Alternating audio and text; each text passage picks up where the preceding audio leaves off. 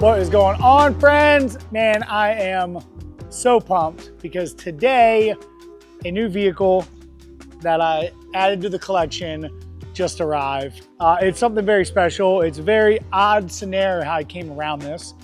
Many of you might laugh. Others of you may be like, yeah, that sounds about right. A friend of mine hit me up. I was actually at a home day with the boys. We're at the pool. A friend of mine hit me up. He's like, yo, you got to check this car out that's for sale. And so he showed me the M-81 Mustang McLaren, one of 10 prototype cars that ever made it out. There was one for sale. It was this one, and I was just so captivated by its presence. This is the only black one that was ever built. I couldn't stop thinking about it. I started doing more research. I had to have it. I literally just walked in the door.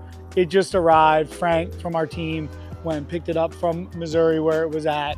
It actually came in from Italy originally. Well, not originally, but it went to Italy, it came back, it went to Mecum. The owner didn't end up selling it at Mecum. Here we are with it at the RTR lab. So this is literally my first time walking around, but I wanted to capture it for myself in future, but also let you guys check it out. So like I mentioned, many of us are gonna look at this like, oh, it's a Fox body. Well, basically what this is in 1980, which also happens to be my birth year, Ford had the 2.3 turbo. They wanted to race IMSA with something that could hang with the V8s. So they reached out to McLaren, yes, the McLaren that we all know from F1, the McLaren that is the supercar builder, et cetera, et cetera. McLaren built 2 IMSA race cars, and they had agreed to build, I think, 249 production cars, this to the public. Then there was, I don't know what ended up happening, but they only ended up doing, I think the number is 10 or 11 prototypes. Everything I see says 1 of 10, but some of the numbers I've read, I count 11. So who knows, right? The mysteries. As I understand that there was 7 of the orange cars, 2 blue cars, and then a black car and a white car is what I've read in the research I've done. Obviously has a wide body on it. And so one of the reasons I had to have this car is because this is probably as close to as I'll ever get something that looks like a Zaxby's car. For those of you that don't know the Zaxby's cars, check them out. Unbelievable. Many of them were, you know, Zaxby's Caprice. Badass GT5 cars, like super, super sick. So it looks very much like that. The other reason why I love this car, aside from its rarity, aside from the Fox body, just look at that front end right there. And now show me a shot of the Mad Max Interceptor. It scratches that itch. I've always wanted one of those just for the feel and the vibe. And so I got a little bit of it with this car. Enough talking. I'm just gonna walk around this thing. I'm so excited.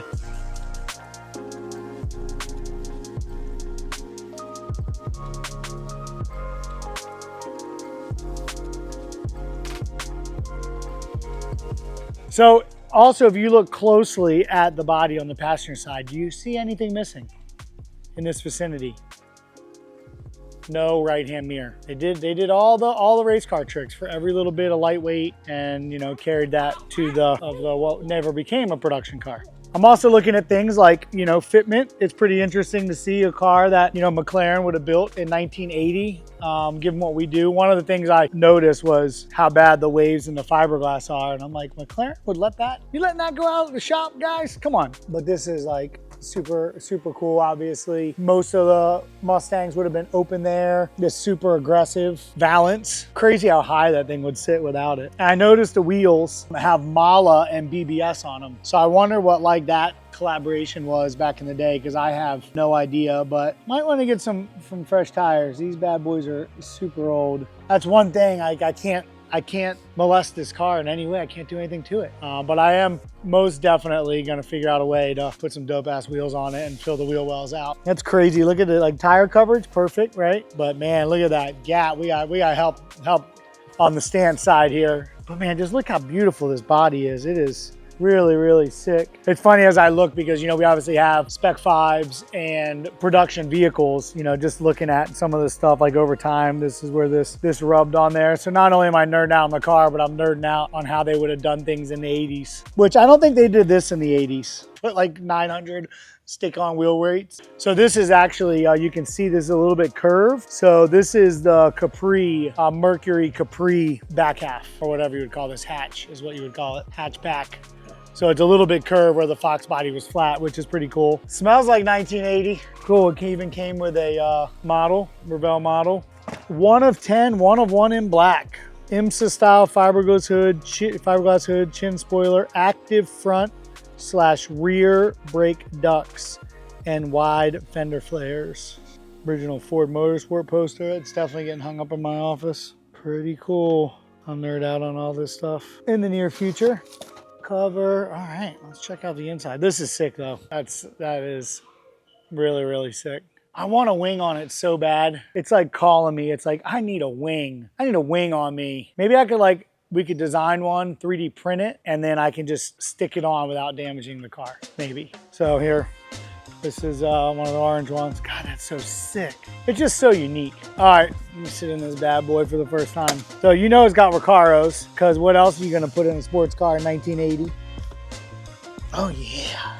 So the slider is on there, but that's not what does it. It's got an actual different adjuster. What? Just hear that again. Doors don't shut like the 80s. Solid. Man, it was a sports car, bud. Jeez. Oh yeah. Yep. This is going to be a very mechanical, awesome experience driving this car. Turbocharged, just in case you didn't know. McLaren type number M-81 Mustang number 08. This is a sick little graphic. Hood pins, we know about those. I love they sent me an extra set because you never know. So we'll be getting disqualified out in the streets with this bad boy. You know what I'm saying? You know, you ain't banging gears in this. You're just like letting it go in nicely. Like, let me know when you're ready to go in, bud. Yep, there it is. So I don't know what this is, but I think somehow the boost is adjustable on this car from the factory. I hate to think that that's what that is, but we're gonna pop the hood and see. And then I don't know what that is. Parking lights maybe? Oh, don't blind anybody.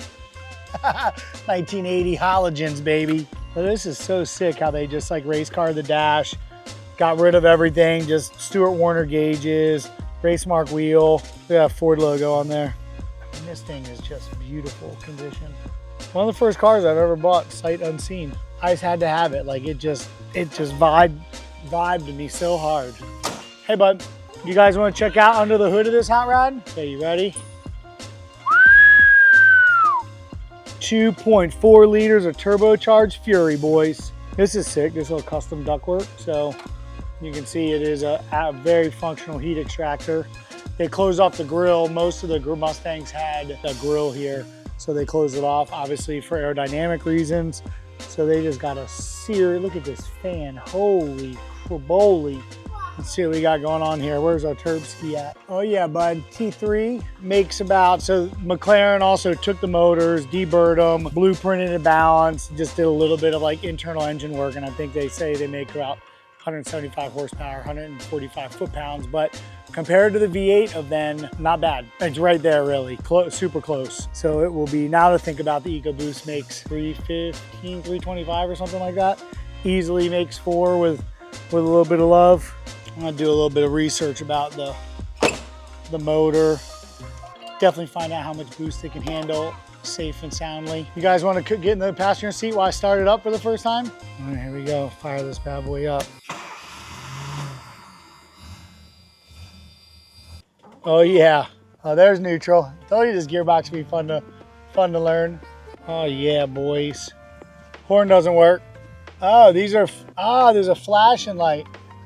You just hit it while you're racing. Get out of my way, dude. Hit it, Grayson. Get Jess, yeah, flash him. Yeah, get out of my way. Get out of my way. That's what I think those flashers are for. Get out of my way. Man, so cool. So what's the plan for this hot rod, you ask? The plan is to just have a beautiful car for inspiration. It's obviously very representative of some things we have going on with Ford right now. Obviously, we have a brand new car coming out with them. It's an EcoBoost RTR, our first actual production car that's coming off the plant at Ford. And so this didn't come off the plant, but this car basically is what kicked off SVO, Ford Special Vehicle Operations, their skunk works. After that, you know, then they had SVO, and then, you know, obviously Ford Racing, and then Ford Performance. It's kind of reminiscent of what we're doing with Ford, as being like, you know, we've done multiple skunk works projects.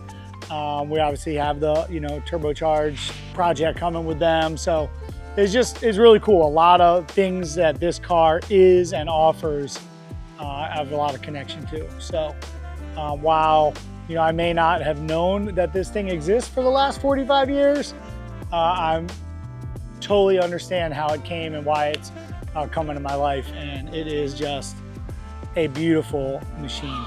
So yeah, just a quick walk around. You got to see my the first things that I checked out with it. And next we'll take it for a cruise in the future. And like I said, I'm not gonna do anything to it, but I am gonna check out the mechanics, change the oil, you know, we'll put some fresh Pennzoil in it. And I'm gonna start looking into wheels and tires because it needs brown wheels, first of all. Second of all, I'm not trusting my life on those tires. And third of all, it's just a responsible thing to do.